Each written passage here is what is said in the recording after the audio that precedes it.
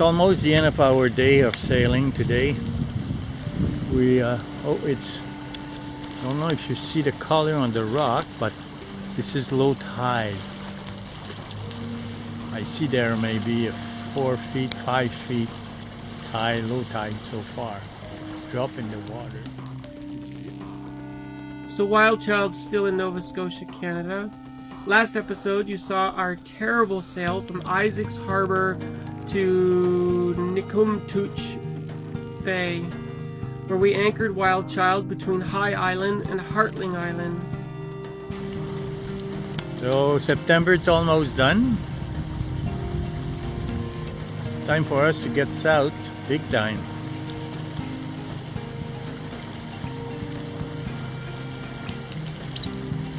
It's worthwhile to do it. It's not easy sailing the Atlantic on the Canadian coast, but it's an experience. So we dropped the hook, called it a night, and the next morning woke up and left again.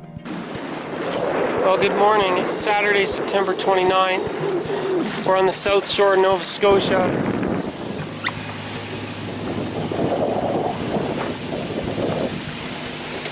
We just came out of anchorage over there. The weather's been awful, the sailing conditions have been awful.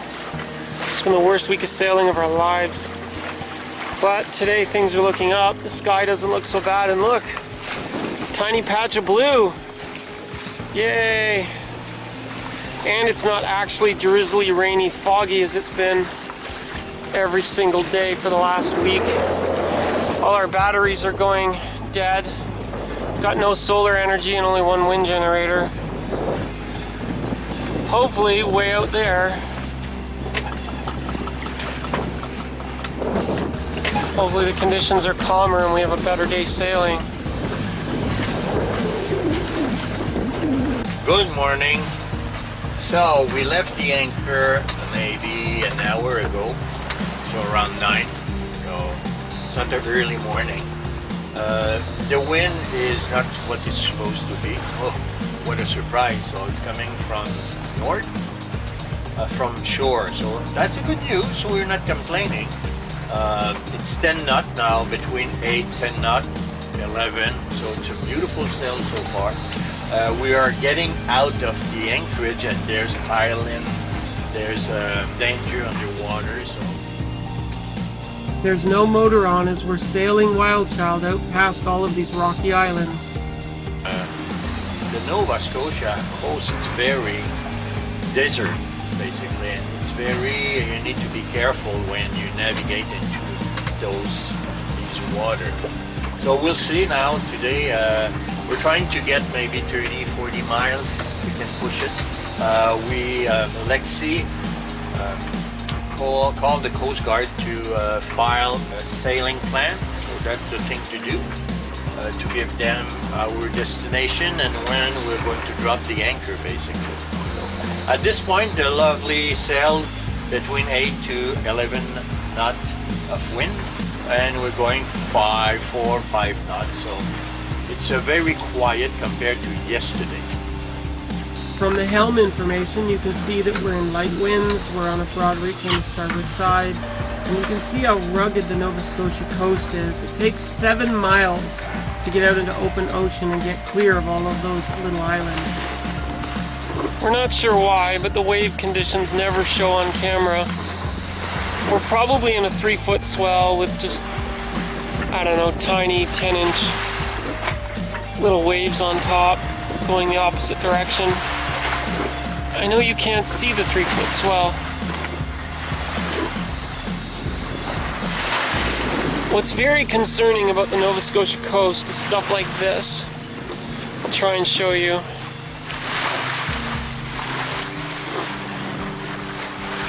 See the water breaking offshore? That's underwater rocks and reefs. And they are all over the place.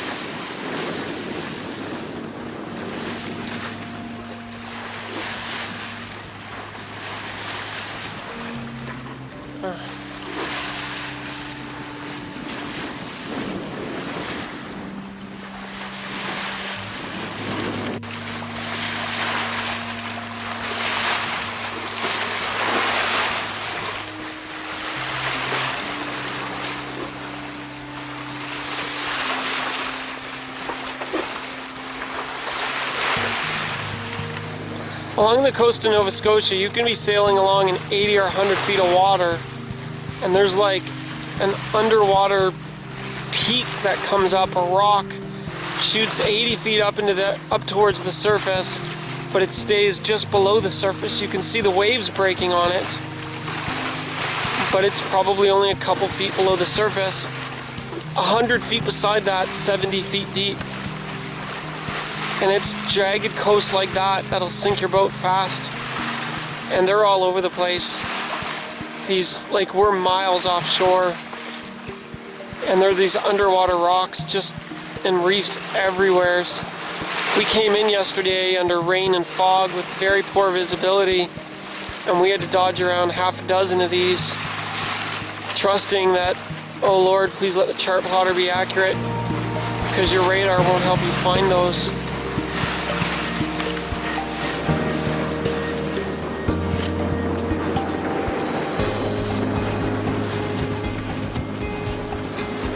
We sailed along all day in the gloomy gray, but at least it wasn't foggy and the humidity was less than 100%.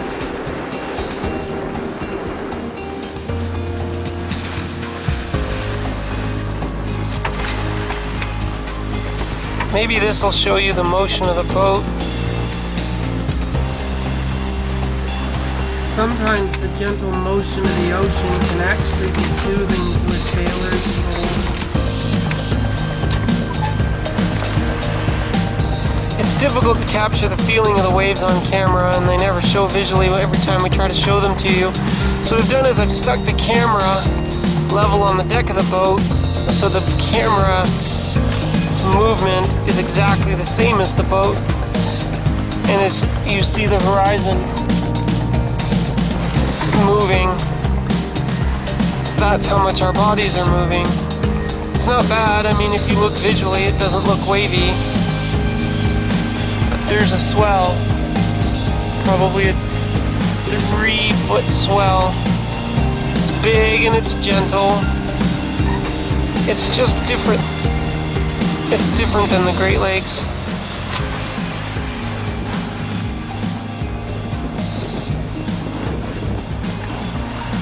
And so we sailed along like this all day, taking turns at the helm, keeping the sails trim, keeping the boat moving.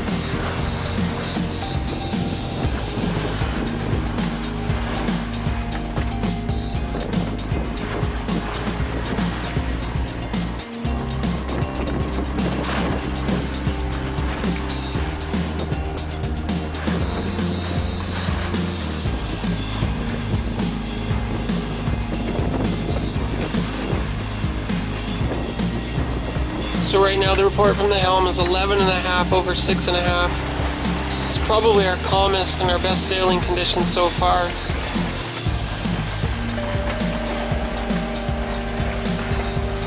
So we've decided that WildChild doesn't have a captain anymore. It has a head chicken in charge, and that's me. A captain refers to like this, professional, all in nice whites, who sits cleanly on his fabulous helm. Mostly it's us in dirty survival gear and life jackets, always clipped into the boat, often in terrifying conditions, in dangerous conditions, and rain and fog and big rocks and giant waves or ridiculously powerful winds. And yep, I'm scared. I'm scared a lot of the time.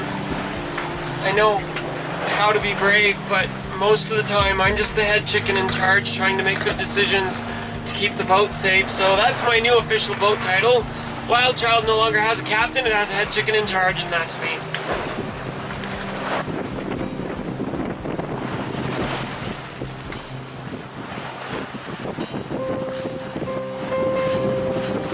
The ocean is an awesome place, and sometimes it can make you feel very small.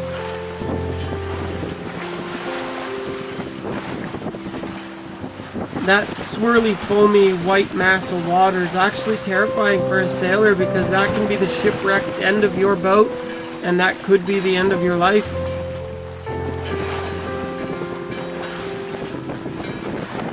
As we sail by, we look upon scenes like this with awe.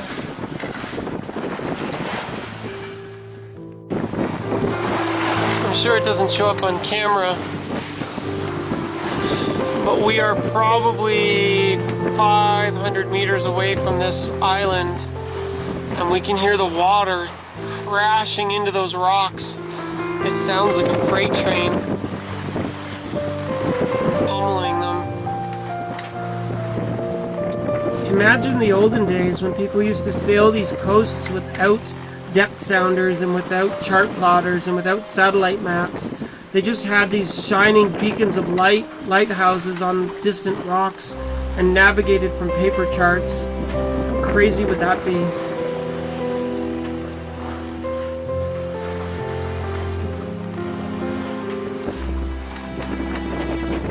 WildChild spent all day sailing past these little rocky islands miles and miles from the mainland, and we just sailed quietly by about a mile offshore and watched the waves pounding the rocks.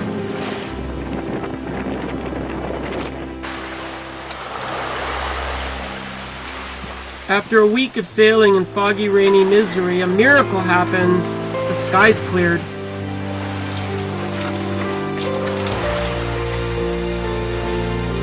So here's something amazing. We're out here sailing under pleasant conditions.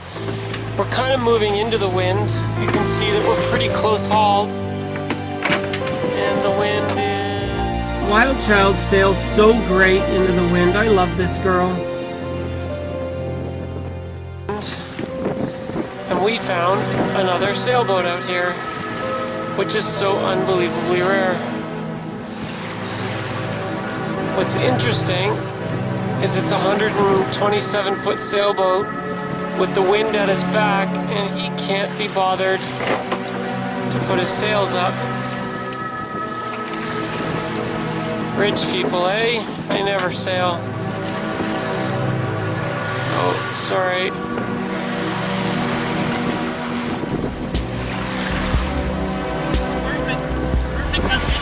It's perfect sailing conditions, and that big baby doesn't even put his sails up. He just has to use his motor.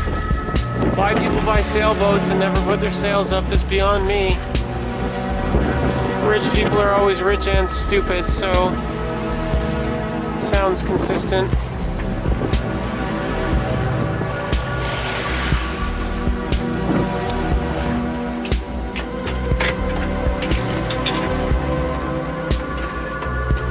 So after an entire day of sailing in relatively pleasant conditions off the southern Nova Scotia coast, we had gone about 40 nautical miles that day when we pulled into the backside of Wolf Island here. So before we set the hook, I had a look at all the available wind information I could get on my cell phone and determined that if we anchored on this backside of Wolf Island, we should be protected from the winds overnight as long as we left in the morning. Sometimes Nova Scotia can feel pretty remote. There are no houses or signs of people around anywhere. WildChild, Halifax, goes go over you, Genoa 26, I think. Copy that, going 26. Once the boat was safely at anchor, I had to call into the Coast Guard to close my sail plan for the day so that search and rescue didn't come looking for us. Sailing vessel WildChild, come in please. WildChild, Halifax, goes go over you, go ahead. Good evening. We're calling in on our sail plan. After a lovely day of sailing, we made it to the west side of Wolf Island.